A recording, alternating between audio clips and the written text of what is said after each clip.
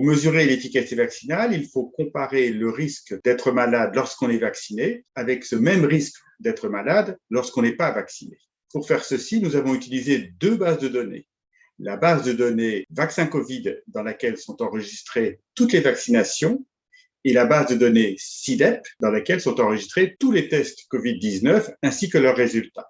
Nous avons fusionné ces deux bases au niveau individuel, c'est-à-dire que pour chaque personne, nous avons pu mettre en lien son statut vaccinal et le fait qu'elle avait ou non été infectée par le virus. L'analyse a consisté à comparer parmi les personnes testées positives la proportion de celles qui avaient été vaccinées avec cette même proportion de personnes vaccinées parmi les personnes dont le test était négatif.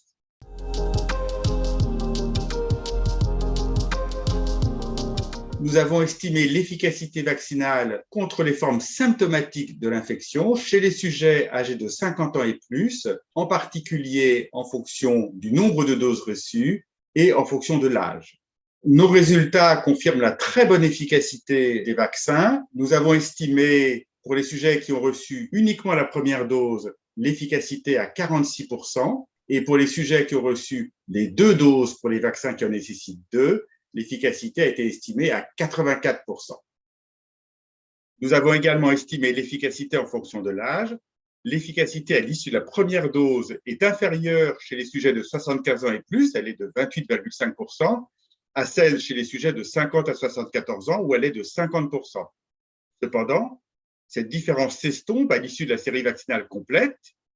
L'efficacité est de 82% après 75 ans et 86% avant. Comme attendu, nous avons trouvé une estimation légèrement inférieure pour les deux variants bêta-gamma, également V2, V3. Elle était de 33% après une dose et de 67% après la série complète des deux doses, alors que pour le variant alpha, c'est-à-dire le variant V1, elle était de 49% après une dose et 85% après la série complète des deux doses.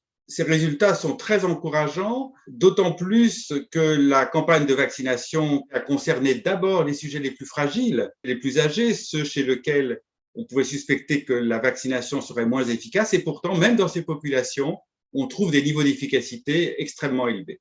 Ces premiers résultats très favorables sont en faveur d'une vaccination la plus large possible de la population.